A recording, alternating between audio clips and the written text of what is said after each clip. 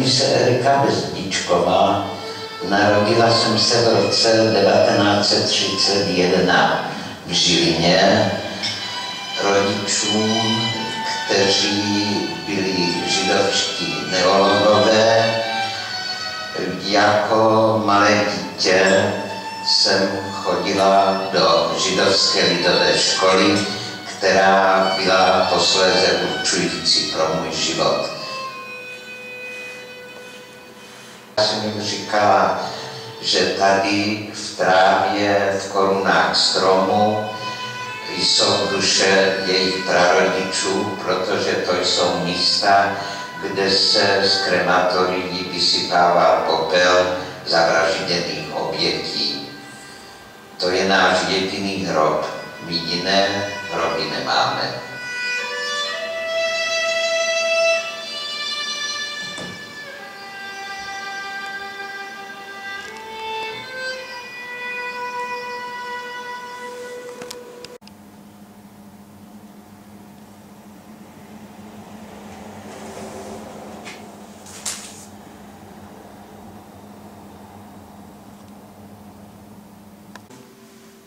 Prečo nesie taký názov, ako nesie? A potom, keď zodpoviete na moju otázku, ja už vopred sa opýtam ďalšiu. Prečo to tak dlho trvalo?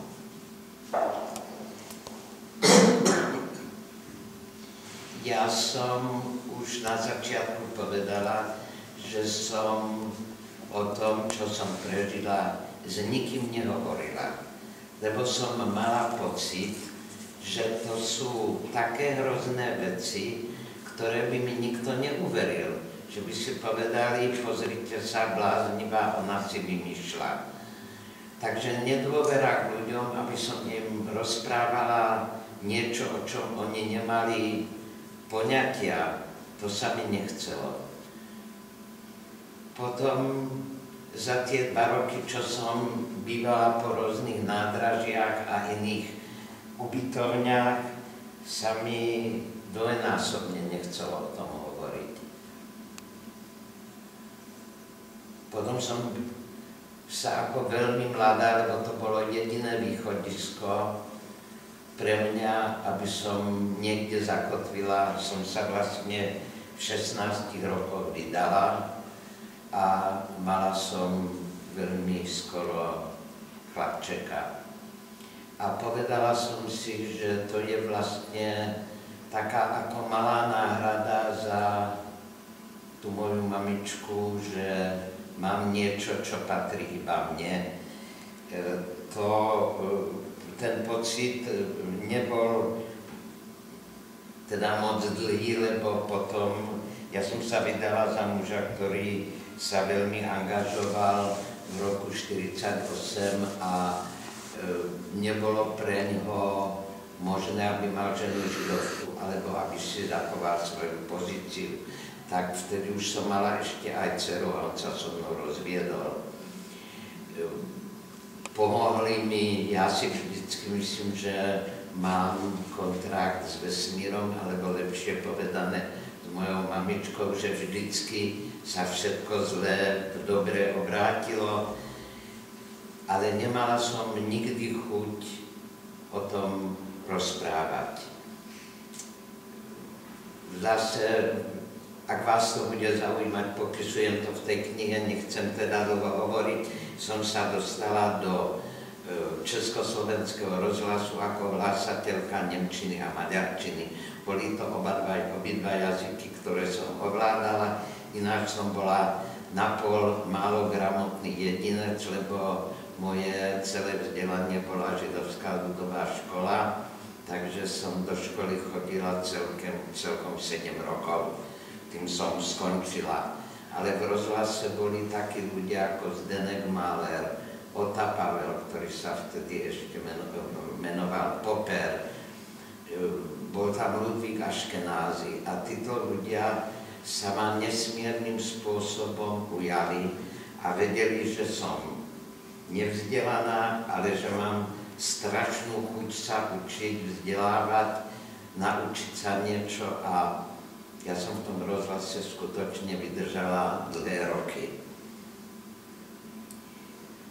a stále som mlčala. Zdeněk Máler bol jediný, ktorý mi povedal, napísal som o tebe poviedku. Ja som povedala, ani mi nehovor, ako sa volá, ja nechcem o tom čase nič vedieť. A potom som bola náhodou vo Viedni, lebo som robila potom už ďalej ako novinárka. A bola som vo Viedni na tlačovej konferencii, kde s pánom doktorom Wiesenthalom, to meno vám asi bude známe, lebo on založil vlastne hneď po vojne, najprv v Salzburgu a potom bolo vo Viedni dokumentačné stredisko, ktoré vlastne jeho cieľom bolo odhaliť válečných zločincov. A tam bola tlačovka, kde z nás bolo viac, ale ja neviem podľa čoho, asi podľa mojich otázok mi potom povedal, aby som ešte zostala.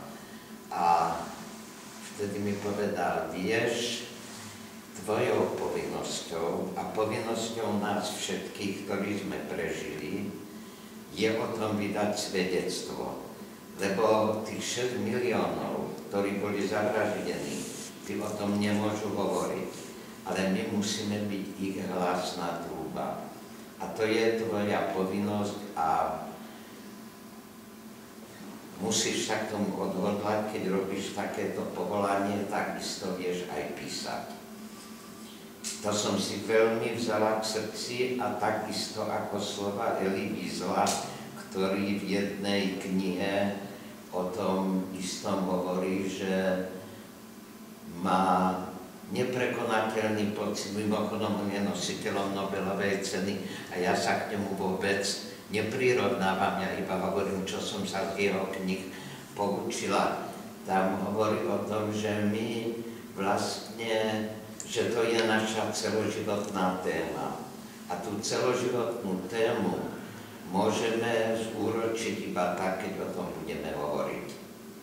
To ešte stále sa nič neudialo so mnou, aj keď som si to uvedomila, ale začala som chodiť na univerzitu 3. veku, prvá školička, ktorá mi bola dopriatá, aby som chodila skutočne do školy. A jeden deň som si dala schôdzku s mojím mužom večer po tej univerzite, že ideme na koncert a išli sme medzi tým na kávu. A na tej káve bol jeden môj kolega, ktorý tam sedel s inou novinárkou z Mladej fronty Dnes, s pani Janou Sopupovou, a tá prišla za mnou a povedala, ja už o vás toľko viem, nechcela by ste mi poskytnúť rozhovor. Som povedala, môžem. Asi za 2 dní sme sa stretli, urobila rozhovor a vyšlo to ako dvojstrana v Mladej fronte Dnes, v sobotnej, a potom ma hneď v nedeľu volal muž, ktorý povedal, volám sa Brauner, som nakladateľ, čítal som ten rozhovor a viem, že chcete napísať knihu a ja vám tú knihu vydám. A ja som si povedala, áno, to je signál od mojej mamičky, od vesmíru, že už nemôžem skutočne ďalej čakať. On ma prinútil hrozným spôsobom. Ja som skoro 3 mesiace sedela len u počítača a písala som a písala, až som tú knihu napísala. A som strašne rada, lebo mi spadol kameň zo srdca, že až ja tu nebudem, že tí moji rodičia a prarodičia a tie moje kamarátky zo školy, o ktorých píšem, vlastne neprestanú existovať, lebo sú na stránkach tej knihy. A urobili sme 2000 výtiskov, čo som ja považovala, že mám vyložene slovenskú tému, písanú česky, že neviem, ako sa to na knižnom trhu osvedčí. Takže sme urobili. Môžem skočiť do reči, ono sa to veľmi osvedčilo, veľmi rýchlo sa to predalo a už je tu aj druhé rozšírené vydanie.